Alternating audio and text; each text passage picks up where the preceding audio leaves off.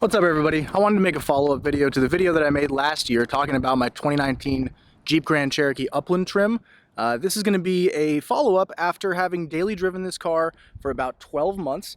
I have commuted in Los Angeles, actually, sitting through traffic and driven this car, a little bit over 11,000 miles, but I've also gotten a decent amount of off-roading time in. I've gone camping, I've gone through mud and snow and dirt and sand and rocks, and I've had a great time, and I want to give you guys some feedback and just honest perspective of the capabilities of this car in terms of its off-road ability and the comfort and just amenities and things that have stood out to me, or things that I think are worth noting after having 12 months of experience driving this car. So yeah, let's get right into it. This is the 2019 Jeep Grand Cherokee in Sting Gray with the Upland package. That's why it has black rims, a black grille, all kinds of black accent colors, and it's got this cool black logo with the blue finish on there.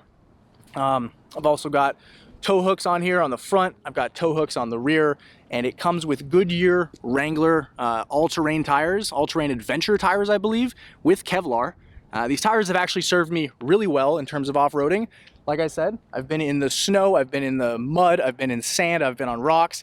These tires have yet to fail me. I've gone over some pretty sharp stuff. I haven't gotten any flats. That's probably just luck, but the fact that tires have Kevlar in them is an added peace of mind when I'm doing stuff like that. This is obviously a 4x4, if I didn't mention that, so it is four-wheel drive. Here's the rear tow hook, just so you guys can see it. And yeah, I just wanted to outline how I feel about this. So overall, this thing is super capable off-road. I have yet to be in a position where I've gotten stuck. Before I talk too much about the off-roading capabilities, I want to talk a little bit about the amenities and the interior, because if you're daily driving this car, that's where you're going to spend the most time. So let's hop into this guy and let's turn this guy on. So obviously it's got the push start. If we zoom in here, we can see the screen. It's got 11,441 miles as of right now. One of my favorite things about the interior of this vehicle is the fact that it has Apple CarPlay standard. As an iPhone user, Apple CarPlay is super instrumental to just enjoying your ride on a daily basis, navigating and accessing music and all kinds of apps. I far prefer it to the Uconnect standard interface and any other kind of interface that I've had in any sort of vehicle I've ever owned. CarPlay is the way to go. This is a full touchscreen. In terms of these controls right here, they're pretty standard controls. Everything is just how you'd imagine it would be. A couple things it has that other cars may or may not have would be the auto start stop. I pretty much have left this on the entirety of the time owning it. It automatically stops when you're at stoplights and stuff like that to save gas. I'm not sure how efficient it actually is, but it seems to be working, so I'm leaving it on. Eco mode, you can turn eco mode off. I, again, have pretty much left eco mode on the entire time I've owned this vehicle because it gets terrible gas mileage. That's something I'll go into later, but that's one of my biggest gripes with the vehicle, so any sort of economy mode I can get to save gas is a win in my book. It also has sport mode. Sport mode I've only used once or twice. It automatically turns eco mode off when you turn sport mode on.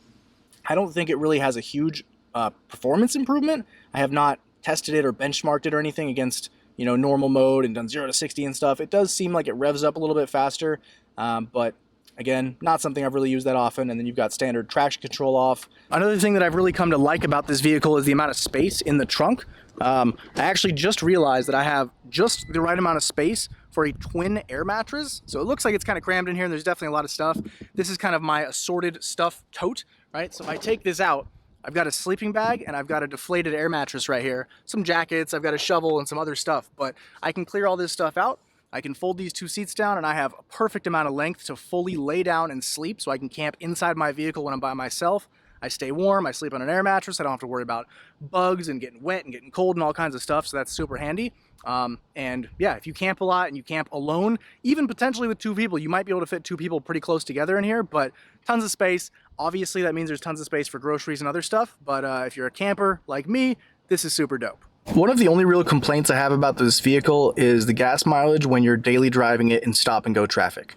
I mentioned this in my last video and some people contested my gas mileage and said that I was lying or I didn't know what I was talking about. But I daily drive this, like I said, and I commute in downtown Los Angeles, which is some of the worst traffic in the country. And that pretty much means I'm sitting in bumper to bumper traffic for about an hour total each day, 30 minutes or so each way. And when you're in anywhere between first and third gear, I think this thing gets under 10 miles per gallon. So most of the time when you're in bumper to bumper traffic, you're getting first to third gear and you're getting less than 10 miles to the gallon. If you're on the open roads, you're on a highway and you're cruising and you're getting, you can get pretty good gas mileage. You can get 22, 25 is, I think the highest I've seen is 25 miles per gallon on cruise control going, 60 or 70 on an open road, with no incline or anything like that. But stop and go traffic really kills the gas mileage. It says I'm averaging 15.6 miles per gallon. That's pretty high compared to usual. I would say my daily kind of average total without resetting this and without doing road trips and stuff, or just overall average, honestly, it's about 13 miles per gallon. My second biggest complaint about this vehicle is that in order to get this sticker right here, and yes, it's because I live in California, that sticker is going to cost me $580 for 2021. So each year I'm going to have to spend close to $600 to register my vehicle. I also want to take a second to talk about maintenance and repairs and things of that nature. In the year that I've owned this Jeep, I have only gotten a single oil change and I've gotten a single tire rotation. I've had no issues, nothing that's required me to take it back to the dealership, no recalls, no problems, nothing. So it's been very reliable. That goes for mechanical, the engine as well as the exterior. Nothing in terms of trim or anything interior has gone wrong. So that's really cool. Something that I like that I didn't even know this vehicle had. Let me close this so it's not so loud. I get sent every month, I get a Jeep vehicle history report sent to my email. I'm not even sure how this data gets aggregated. I'm sure somehow this car connects to the internet and it sends a report. It tells me if there's any pending recalls or any urgent maintenance issues. It gives me a report on my oil life and my tire pressure and assorted things like that. It's super handy just to have the peace of mind every month to know that, I'm staying on top of things, and if there is anything that needs to get addressed, Jeep will let me know about it. But yeah, haven't had any issues. I've had a really great experience in terms of reliability in all kinds of weather.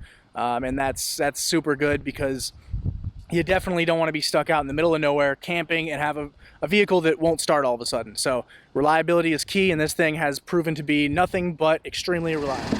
With all that being said, after 1 year of ownership, I love this Jeep. This thing has made me feel super safe while off-roading. It's been super comfortable to daily drive, and it's just great. It feels well built. It feels like I'm driving something that's not going to fall apart and is not cheaply made, and I appreciate that. The reliability goes a long way, especially when I'm camping or when I'm off-roading or when I'm outdoors in the middle of nowhere.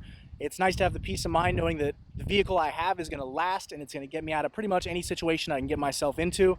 So yeah, I really, really like this car. I think it's awesome, and I think if you're looking for an off-road capable daily driver that also has nice internal amenities and is super comfortable, this Jeep Grand Cherokee with the Upland trim is a solid option to consider, and I would highly recommend that you check it out.